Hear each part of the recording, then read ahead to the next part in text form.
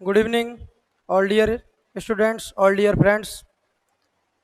आप सभी कैसे हैं? उम्मीद करता हूँ आप सभी बेहतर होंगे और अपने कार्य में पूरी ईमानदारी के साथ लगे हुए होंगे। और हमारा कार्य कौन सा है? हमारा कार्य केवल एक ही है वर्तमान में कि हमें किसी भी हाल में इस मंजिल को प्राप्त करना है जो कि मंजिल हमने बना रखी है, चाहे वो आरएएस के रूप में बना रखी है, चाहे हमने एएसआई के रूप में बना रखी है, चाहे हमने एसआई के रूप में बना रखी है। जो भी मंजिल आपकी है उसे हमें प्राप्त करना है।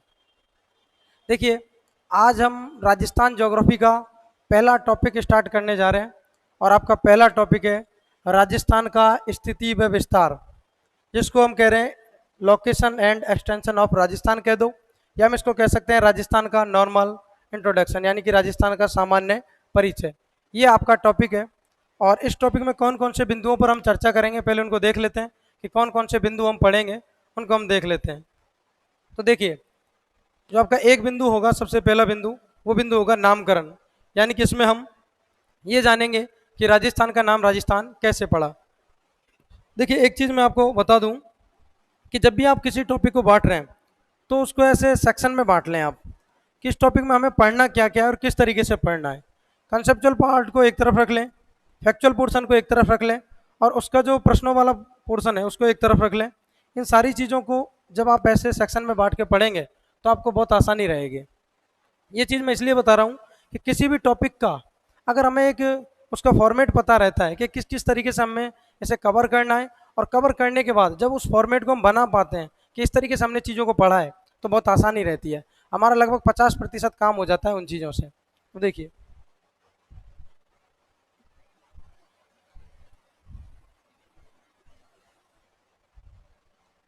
उसके बाद हम बात करेंगे राजस्थान की स्थिति की। इसमें हम अक्षांशीय और देशांतरीय स्थिति को देखेंगे। हम बात करेंगे आगे जाके, अभी तो मैं सामान्य रूप में आपको बता रहा हूँ। किसी भी स्थान की दो स्थितियाँ होती हैं, एक तो अक्षांश के हिसाब से जो कि या तो नॉर्थ में हो सकती है या साउथ में हो सकती है, और एक किसी भी स्थान की स्थिति होती है देशांतर के हिसाब से, जो या तो ईस्ट में हो सकती है या वेस्ट में हो सकती है। इन चीज़ों को हम विस्तार से देखेंगे अभी। उसके बाद हम बात करेंगे राजस्थान के अक्षांशीय मान की कि कितना अक्षांशीय मान है राजस्थान का। उसके बाद हम बात करेंगे राजस्थान के देशांतरीय मान की और इन दोनों के बीच में कितना अंतराल है, उस चीज़ को हम देखेंगे। राजस्थान का समय कैसे निकाला जाएगा, उसके समय में कितना अंतर है, कैसे किसी भी स्थान का समय निकाला जाता है, उस चीज़ को भी हम देखेंगे। उसके बाद हम बात करेंगे राजस्थान के कोणीय बिंदुओं की कि राजस्थान की उत्तरी दिशा में कौन सा बिंदु है, दक्षिण दिशा में कौन सा है, पश्चिम में कौन है और पूर्व में कौन है, इनकी बात करेंगे। उसके बाद हम राजस्थान के क्षेत्रफल की बात करेंगे कि राजस्थान का क्षेत्रफल कितना है। राजस्थान के क्षेत्रफल को हम दोनों ही तरीके से देखेंगे, वर्ग किलोमीटर में भी देखेंगे और वर्ग मील में भी देखेंगे। उसके बाद हम राजस्थान के क्षेत्रफल की तुलना करेंगे।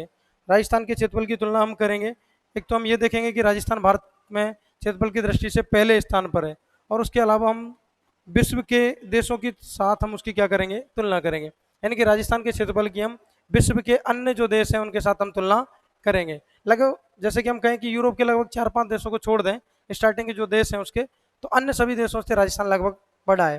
तो इस तरीके की चीज़ें हम देखेंगे। देखिए, सारे देशों से तुलना तो हम कर नहीं पाएंगे क्योंकि लगभग 195 के समथिंग देश हैं, तो इन सारे देशों के इन सारे देशों के साथ हम तुलना कर नहीं पाएंगे, पर कुछ एक जो देश हैं, महत्वपूर्ण जो देश हैं, उनको हम देखेंगे। उसके बाद हम बात कर रहे हैं आकृति की। तो आकृति की अगर हम बात करें तो राजस्थान की आकृति को हम पढ़ेंगे और हम देखेंगे कि भाई राजस्थान की आकृति लगभग पतंगाकार अथवा चतुष्कोणीय है, इसको हम समझेंगे। उसके बाद हम बात करेंगे राजस्थान के जिलों की विशेष आकृति, जैसे कि मैं आपको पाठ्यक्रम के दौरान बता रहा था कि राजस्थान के जिलों की कुछ विशेष आकृति है। जैसे कि राजसमंद की बात करें तो राजसमंद की आकृति लगभग ऐसी है जैसे कि तिलकनुमा। ठीक है, राजस्थान की आकृति के राजसमंद की आकृति कैसी है, तिलकनुमा आकृति है। दौसा की आकृति की बात करें तो दौसा की आकृति लगभग कैसी है, धनुषाकार। तो इस तरीके से हम जिलों की आकृतियों को हम देखेंगे। जैसे कि जयपुर के जिले की आकृति की बात करें तो जयपुर जिले की आकृति है सुराही के समान, जैसे कि जल की जो सुराही होती है उसके समान। ये एग्जैक्ट तो आकृतियां नहीं है पर लगभग आकृति हैं ऐसी, तो उनकी हम चर्चा करेंगे। तो राजस्थान के जिलों की विशेष आकृति की चर्चा हम करेंगे। उसके बाद हम देखेंगे सीमा को। तो सीमा की चर्चा हम करेंगे और राजस्थान की सीमा को हम पहले ही कह चुके हैं कि राजस्थान की टोटल स्थलीय सीमा को हम दो फॉर्मेट में पढ़ेंगे, अंतर्राष्ट्रीय सीमा और अंतर्राज्यीय सीमा। अंतर्राष्ट्रीय सीमा को हम पढ़ेंगे जो कि लगभग 1070 किलोमीटर है, और अंतर्राज्यीय सीमा को हम पढ़ेंगे जो कि 4850 किलोमीटर है। अभी हम केवल देख रहे हैं कि किस तरीके से पढ़ेंगे। अभी हमने स्टार्ट नहीं किया है, ना तो सीमा को स्टार्ट किया है ना नामकरण को। मैं केवल अभी आपको ये बता रहा हूँ कि इस टॉपिक को हम कैसे कंप्लीट करेंगे। उसके बाद हम बात करेंगे इस टॉपिक के महत्वपूर्ण तथ्यों की। जैसे कि हम बात करेंगे कि राजस्थान के कौन कौन से जिले हैं जो खंडित रूप में, राजस्थान के कौन कौन से जिले हैं जो किसी भी राज्य के साथ 2 बार सीमा बनाते हैं, राजस्थान के कितने जिले हैं जो कि ना तो अंतर्राज्यीय सीमा बनाते हैं और ना ही अंतर्राष्ट्रीय सीमा बनाते हैं। तो इस प्रकार के फैक्ट को भी हम देखेंगे यहाँ। उसके बाद हम महत्वपूर्ण प्रश्नों को देखेंगे, इस टॉपिक से आए हुए प्रश्न कौन से हैं और किस प्रकार से इस टॉपिक से प्रश्न पूछे गए हैं। इन सारी चीज़ों की चर्चा हम विस्तार से करेंगे। अभी देखिए, इसमें से हम पहला पॉइंट ले रहे हैं, ये जो पॉइंट है इसका नामकरण, इस पॉइंट को हम पहले ले रहे हैं और इसकी चर्चा आज हम करने जा रहे हैं कि राजस्थान का नाम राजस्थान कैसे पड़ा, क्या प्रारंभ से उसको राजस्थान कह रहे हैं, क्या वर्तमान में राजस्थान कहने लगे हैं। तो देखिए,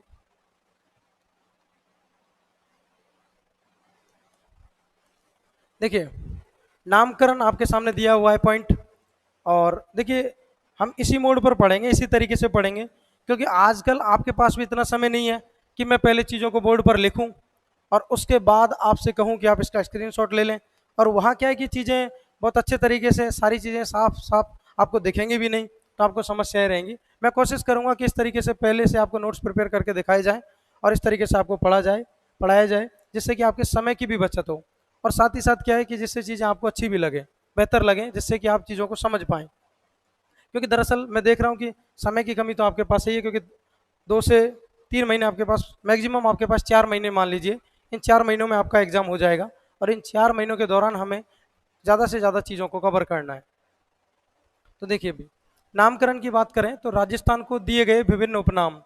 देखिए, एक जो नाम दिया जाता है राजस्थान को ब्रह्मवर्त, राजस्थान को ब्रह्मवर्त जो नाम दिया गया है वो ऋग्वेद में दिया गया है। किस में दिया गया है भाई? ऋग्वेद में। यानी कि भारत के जो वेद हैं उसमें से जो वेद है ऋग्वेद, उसमें राजस्थान को ये नाम दिया गया है। उसके अलावा राजस्थान को एक नाम और दिया जाता है जिसका नाम है मरुकांतर।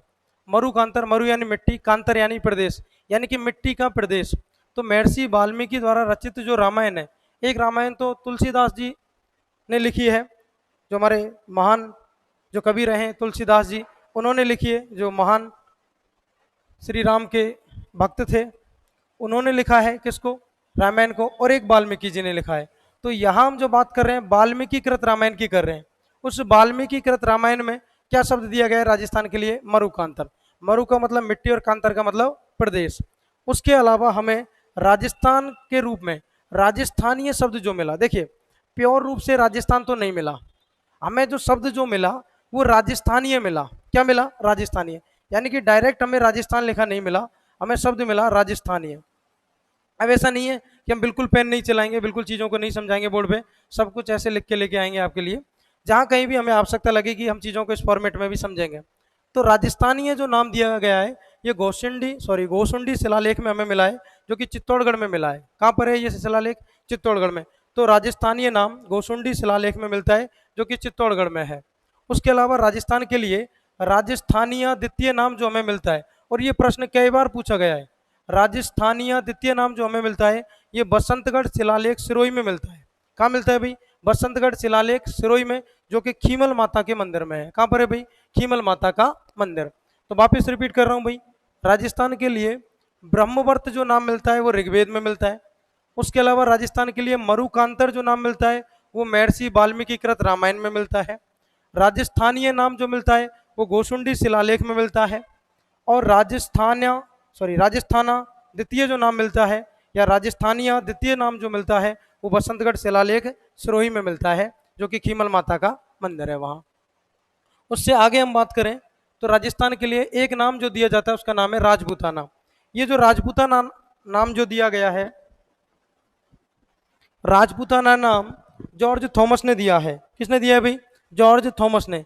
ये सन 1800 में ये नाम दिया गया, और ये नाम मौखिक रूप में दिया गया, यानी कि केवल ये मौखिक भाषा में प्रयोग किया गया उनके द्वारा, कहीं उल्लेखित नहीं किया गया किताबी रूप में या किसी ग्रंथ के रूप में ये नाम नहीं दिया गया, केवल उन्होंने मौखिक रूप में ये नाम दिया जॉर्ज थॉमस ने।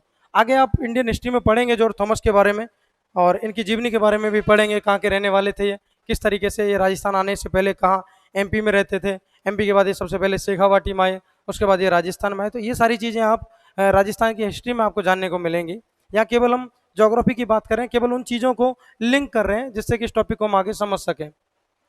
उसके बाद हम बात कर रहे हैं राजपूताना नाम, जो मौखिक रूप के बाद जो लिखित रूप में जो दिया पहली बार, लिखित रूप में सबसे पहले दिया विलियम फ्रैंकलिन ने सन 1805 में। और ये विलियम फ्रैंकलिन ये जॉर्ज थॉमस के शिष्य थे, और इन्होंने जो पुस्तक लिखी the military memoirs of mister George Thomas, ये इनकी पुस्तक का नाम था। तो the military memoirs of mister George Thomas इन्होंने पुस्तक लिखी, और ये जॉर्ज थॉमस के शिष्य थे।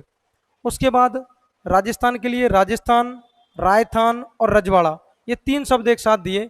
राजस्थान, रायथान और रजवाड़ा, ये शब्द जो दिए ये दिए कर्नल जेम्स टॉड ने। किसने दिए भाई? कर्नल जेम्स टॉड ने। और कर्नल जेम्स टॉड ने 1829 में ये शब्द दिए, और उनकी पुस्तक का नाम था the annals and antiquities of Rajasthan, the annals and antiquities of Rajasthan, या the central and western Rajput state of India. तो ये बहुत महत्वपूर्ण पुस्तक है, ये कई बार एग्जाम में पूछी गई है कि ये किसकी पुस्तक है। तो हमें ध्यान रखना है कि राजस्थान, रायथान और रजवाड़ा, तो पहली बार राजस्थान शब्द जो हमें मिलता है वो किसने दिया? कर्नल जेम्स टॉड ने। और कब दिया? 1829 में। उसके बाद भाषा के रूप में पहली बार, यानी कि किसी भी भाषा के रूप में पहली बार राजस्थान भाषा के लिए राजस्थानी शब्द जो दिया वो जॉर्ज एब्राहिम गियर्स ने दिया। तो जॉर्ज एब्राहिम ने जो सबसे पहले जो शब्द दिया वो ऐसे व्यक्ति थे कि जिन्होंने राजस्थानी भाषा के रूप में ये शब्द दिया।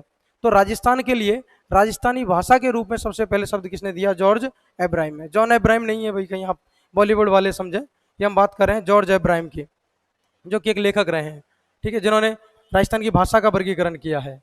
उसके बाद हम बात कर रहे हैं कि राजस्थान को प्रशासनिक, वैधानिक या कानूनी, एक ही बात है, संवैधानिक कह दो, प्रशासनिक कह दो, वैधानिक कह दो या कानूनी कह दो, यानी कि राजस्थान को संवैधानिक रूप में या कानूनी रूप में पहली बार राजस्थान शब्द कब दिया गया? तो हम कह रहे हैं कि 26 जनवरी 1950 को। और ये प्रश्न कई बार एग्जाम में पूछा गया है। ये प्रश्न आया लास्ट ईयर किसी एग्जाम में कि राजस्थान का वर्तमान स्वरूप कब अस्तित्व में आया, तो उसके लिए डेट है 1 नवंबर 1956।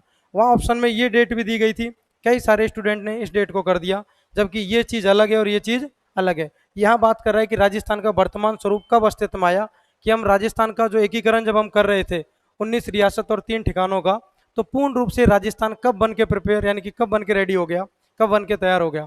तो फाइनली जब हमने सिरोही को, अजमेर को, सबको मिला लिया, और वो राजस्थान का 7वां चरण था, और वो 7वां चरण कंप्लीट हुआ था 1 नवंबर 1956 को, तब जाके हमने राजस्थान को क्या नाम दिया भाई? राजस्थान। तो ये राजस्थान का वर्तमान स्वरूप अस्तित्व में आया, ये चीज़ अलग है। और राजस्थान शब्द कब दिया गया? 26 जनवरी 1950 को, ये चीज़ अलग है, ध्यान रखना। राजस्थान दिवस पूछा जाए तो ये 30 मार्च को आप पढ़ेंगे राजस्थान के चौथे एकीकरण में। अब राजस्थान के जो एकीकरण का जो चरण था, चौथा चरण, उसमें ये नाम दिया गया 30 मार्च को, जब पटेल जी जब जयपुर आते हैं, और उस चीज़ को लेकर काफ़ी विवाद भी होता है, और वहाँ राजस्थान में जब जयपुर में इस नाम की घोषणा की जाती है, ठीक है। तो राजस्थान दिवस जो है वो 30 मार्च को मनाया जाता है राजस्थान के चौथे एकीकरण के दौरान से, ठीक है।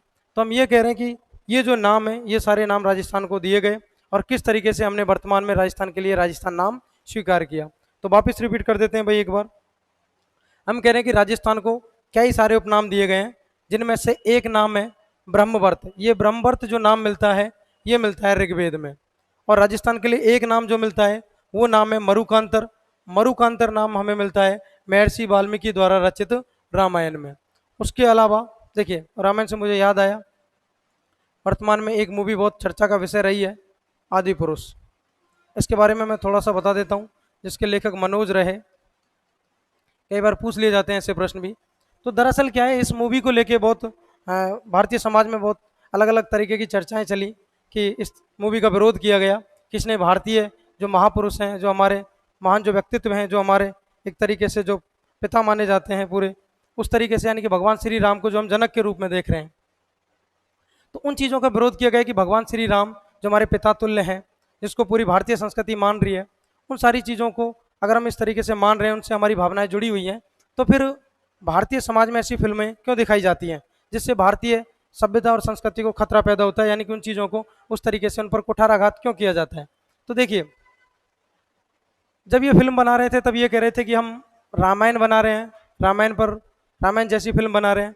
और जब इस फिल्म का विरोध होने लगा तो इन्होंने कहा हमने तो रामायण बनाई नहीं, हमने तो रामायण के एक दो पात्र लिए हैं और उससे संबंधित फिल्म बनाई है। तो नो डाउट कहीं ना कहीं इसमें जो डायलॉग्स बोले गए वो कुछ वाहियात किस्म के थे जिनको नहीं बोलना था, क्योंकि जो रामानंद सागर द्वारा जो रामायण बनाई गई है उसमें इस प्रकार की भाषा शैली का उपयोग कहीं नहीं किया गया। पर देखिए दरअसल होता क्या है कि भारतीय समाज जिस तरीके की भाषा हम आम जीवन में बोल रहे हैं उस लेखक ने क्या किया, उसी भाषा को आपके सामने परोस दिया, तो हमें वो चीज़ बुरी लगने लगी। देखिए वास्तविकता में देखा जाए तो वो भाषा हम आम बोलचाल की भाषा में यूज कर ही रहे हैं, पर जब आपकी ही भाषा उसने आपको दिखाई तो आपको बुरा लगा। तो हालांकि ये चीज़ देखी जाए तो गलत है, पर ऐसा नहीं होना चाहिए। पर उसका कहने का तात्पर्य ये है, और मैं ऐसा मानता हूँ कि कहीं ना कहीं हमें जो हमारी जीवन शैली और भाषा शैली जो है उसको भी सुधारने की आवश्यकता है, क्योंकि ये कहीं अलग से नहीं दिखाते हैं, ये वही चीज़ दिखाते हैं जो समाज में देखते हैं, क्योंकि ये जानते हैं कि समाज में भी क्या चल रहा है, ये उसी तरीके की चीज़ें आपके सामने ला के रख देंगे, क्योंकि उन्हीं चीज़ों को जिससे आप पसंद करें। उसके बाद हम बात कर रहे हैं कि भाई राजस्थानीय शब्द जो दिया गया वो गोसुंडी शिलालेख में दिया गया, जो कि चित्तौड़गढ़ में है। कहाँ पर है भाई? चित्तौड़गढ़ में। उसके बाद हम कह रहे हैं राजस्थानीय द्वितीय शब्द जो दिया गया ये बसंतगढ़ शिलालेख सिरोही में दिया गया, जहाँ खीमल माता का मंदिर है। उसके बाद हम कह रहे हैं कि राजस्थान के लिए राजपूताना शब्द सबसे पहले जॉर्ज थॉमस ने दिया, सन 1800 में दिया, जो कि मौखिक रूप में दिया। लिखित रूप में सबसे पहले विलियम फ्रैंकलिन ने दिया। पुस्तक का नाम है the military memoirs of mister George Thomas. उसके बाद हम कह रहे हैं कि राजस्थान, रायथान और रजवाड़ा जैसे तीन शब्द जो दिए, एक साथ जो तीन शब्द दिए वो कर्नल जेम्स टोड ने दिए सन 1829 में। और उसके बाद इनकी पुस्तक का नाम है the annals and antiquities of Rajasthan या the central and western Rajput state of India. ये पुस्तक है जिसमें इन्होंने इन नामों को पुकारा। भाषा के रूप में पहली बार राजस्थान भाषा के लिए राजस्थानी शब्द जॉर्ज एब्राहिम ने दिया। प्रशासनिक या वैधानिक या कानूनी रूप में जो हमने स्वीकार किया 26 जनवरी 1950 को किया, क्योंकि इस दिन हमारा संविधान लागू हुआ, और इसलिए फिर राजस्थान के लिए भी क्या नाम स्वीकार कर लिया गया? राजस्थान। उसके बाद हम कह रहे हैं राजस्थान का वर्तमान स्वरूप अस्तित्व में आया 1 नवंबर 1956 को, और राजस्थान दिवस मनाया जाता है 30 मार्च को। ठीक है, तो मैं उम्मीद करता हूँ यहाँ तक आपको चीज़ें समझ में आई होंगी। यहाँ से भी कई बार प्रश्न पूछ लेते हैं, सीधा सीधा प्रश्न पूछा जाता है कई बार कि राजस्थान के लिए प्रशासनिक रूप में राजस्थान शब्द कब स्वीकार किया गया। एक तो यही प्रश्न पूछ लिया जाता है, कई बार ये प्रश्न पूछ लिया जाता है कि राजस्थान दिवस कब मनाते हैं, जो कि बहुत आसान प्रश्न है। कई बार ऐसा प्रश्न पूछ लेता है कि राजस्थान अस्तित्व में कब आया, राजस्थान अस्तित्व में कब आया।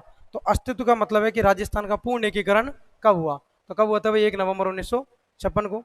आज के लिए इतना ही, केवल हम नामकरण की चर्चा कर रहे हैं। अगले वीडियो में हम राजस्थान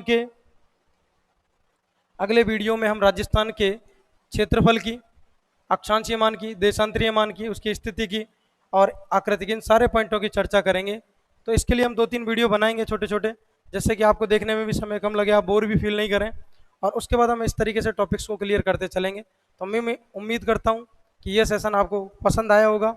ठीक है, इस उम्मीद के साथ आप सभी को शुभ रात्रि, जय हिंद, जय भारत।